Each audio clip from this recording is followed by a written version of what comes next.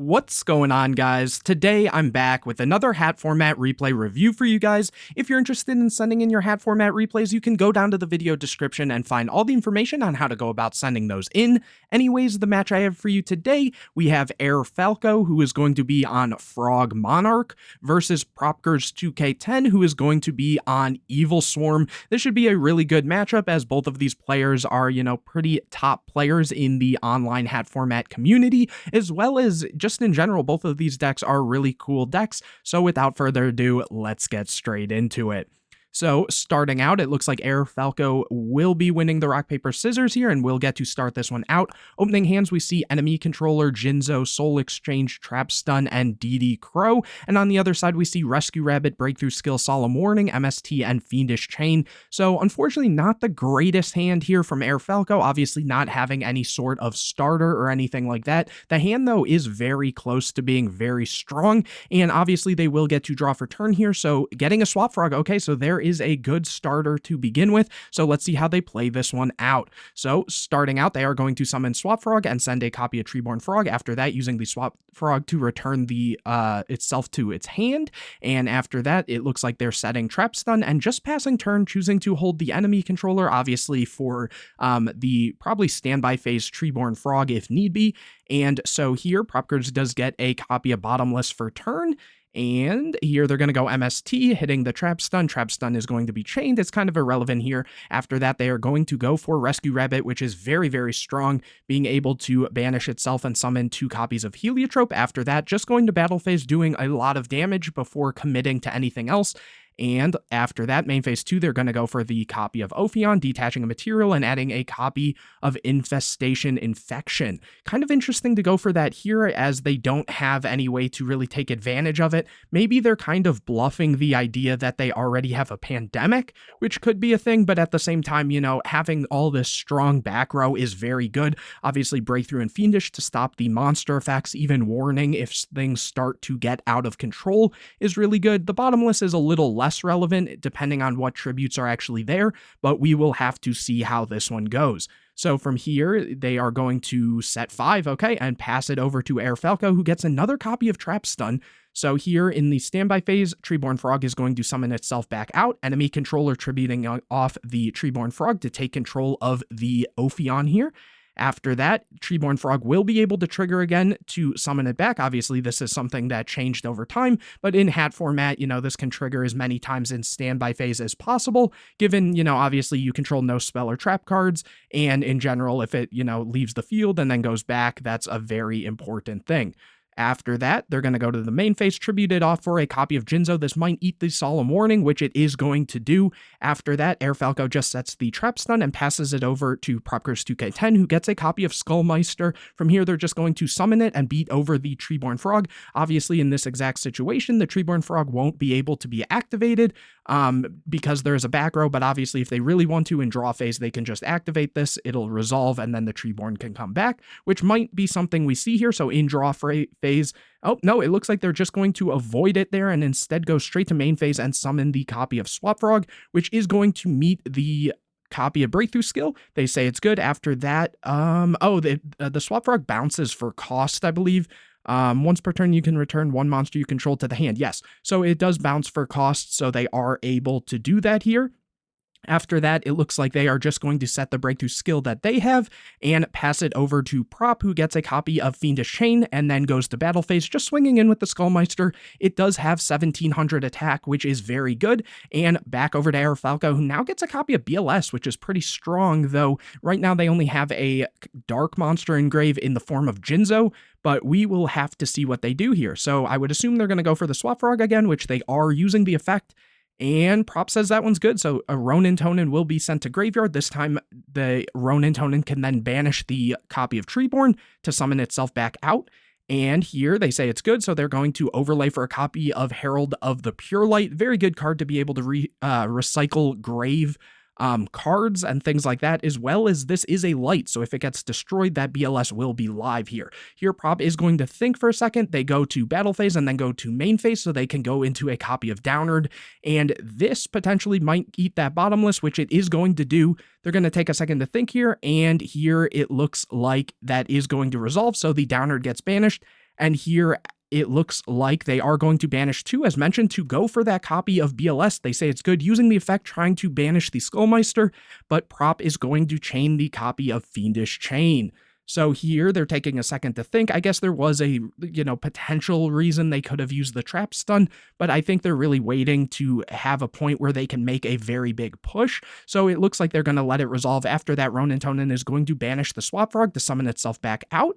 And just kind of walling up there, here Prop gets a copy of Soul Charge, which is a very good top deck here. It's even interesting, sometimes Evilswarm doesn't even play Soul Charge, so seeing that is something to keep in mind. And here it looks like they're going to go for 3, and Air Falco's thinking he's going to DD Crow one of the Heliotropes, that way Prop can't go for another copy of Ophion or anything like that.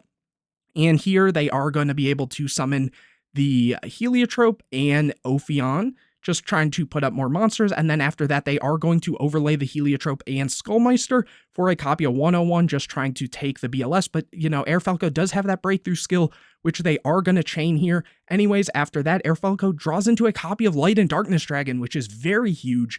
There is the, copy of Fiendish Chain here, but, that can be negated with the Light and Darkness Dragon. Not to mention they do have Trap Stun, but that, this would have to be activated preemptively, obviously, because Light and Darkness Dragon has the effect that can't be special summon when while face up on the field. This card is also a dark attribute, and then once per chain, when a spell or trap or monster effect is activated, quick effect, this card loses 500 attack and defense, and that activation is negated, and so that obviously is going to affect both players.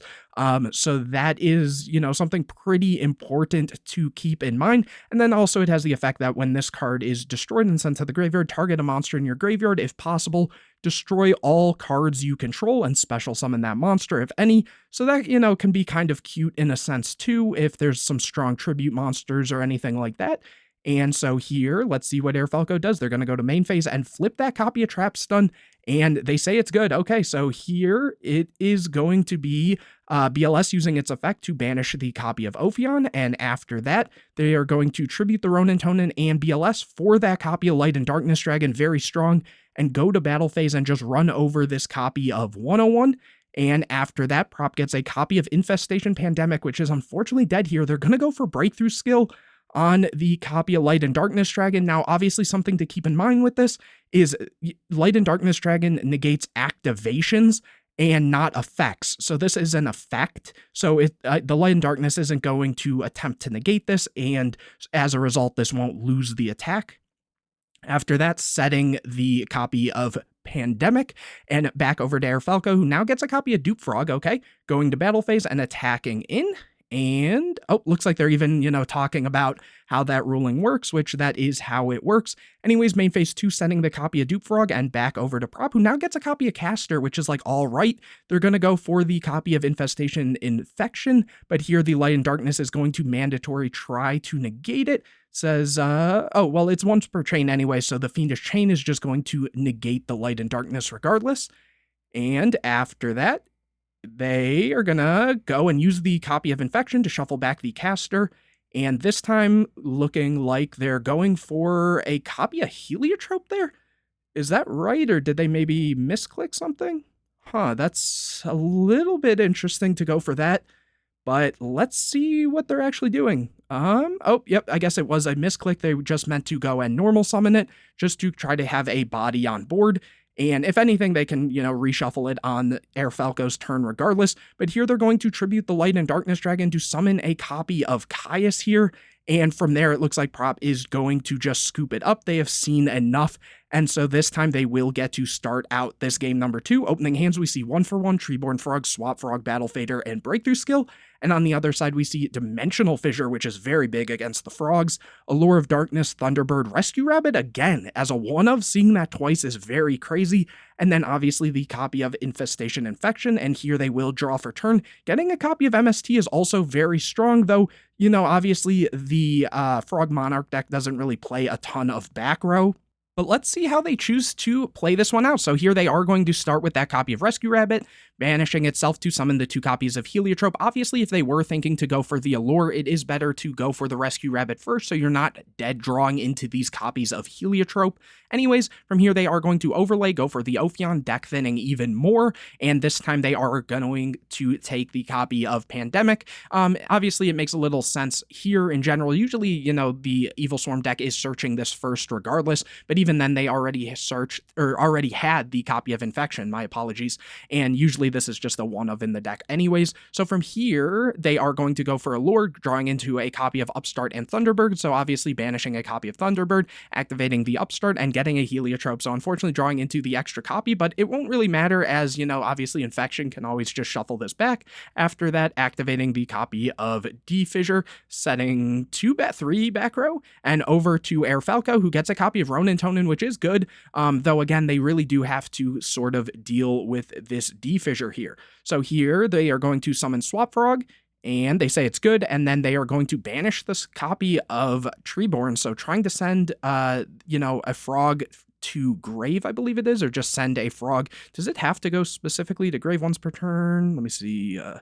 When this card is summoned, you can send 1 aqua from your deck or face-up field to the graveyard. That's a little weird with the Dimensional Fissure, but anyways, moving past that, I don't think it's going to be relevant regardless. But anyways, using the Swap Frog to bounce itself back and then setting a copy of Breakthrough Skill. After that, the MST is going to eat the copy of Breakthrough Skill back over to Prop, who gets a copy of Kirkion.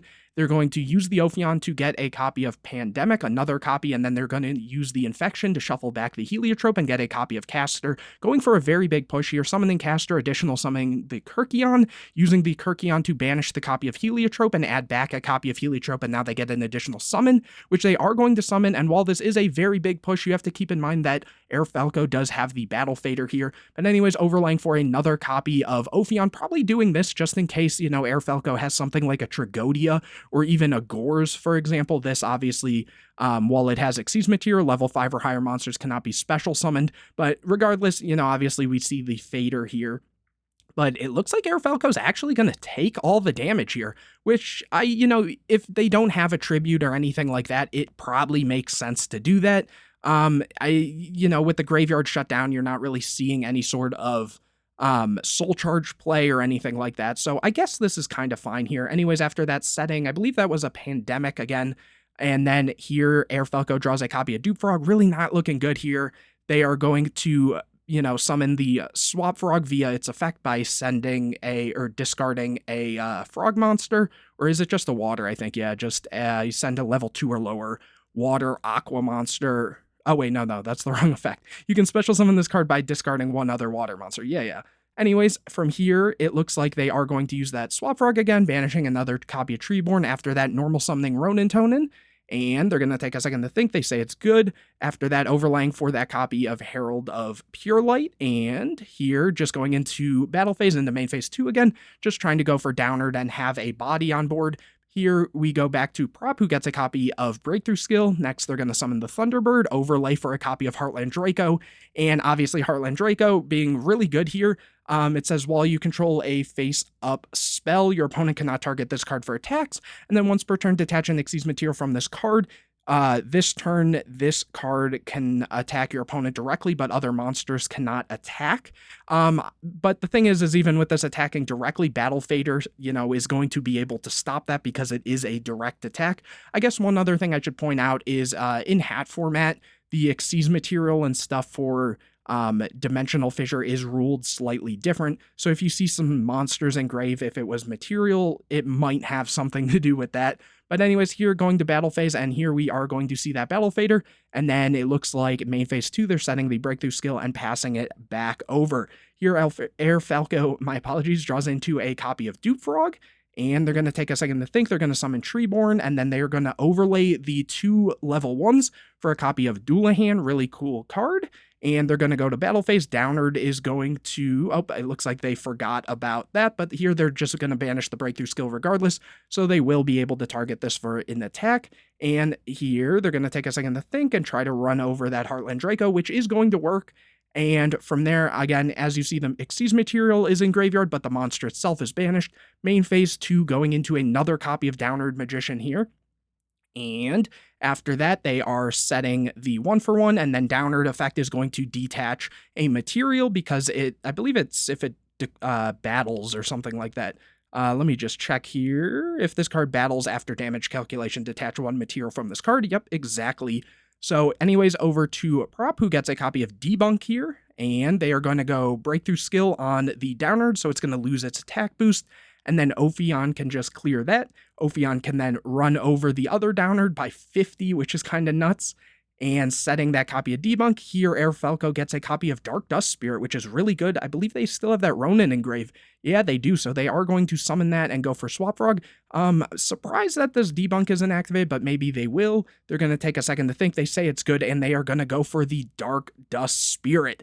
This card is pretty cool. It says cannot be special summoned, and then during the end phase of the turn, that it's normal or flip face up, you return it to the hand, and when this card is normal summoned or flip face up, destroy all other face up monsters on the field.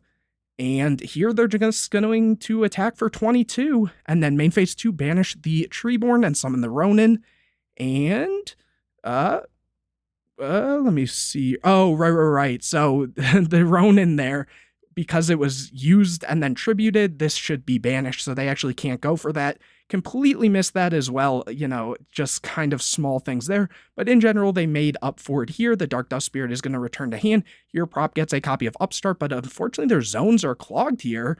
And yeah, more and more, it's looking like that Debunk should have been used. Here, Air Falco is going to draw a copy of Trap Stun. They're going to set the dupe and set the Trap Stun over to Prop, who now gets a copy of Soul Charge, back over to Air Falco, who's going to summon card D, use the effect, tributing it off, this should get banished, and draw 2, getting a copy of Crow and Ronin. And then, yep, they do fix that. It becomes the end phase, so over to Prop, who now gets a copy of Dark Hole, but again, they clogged their zones.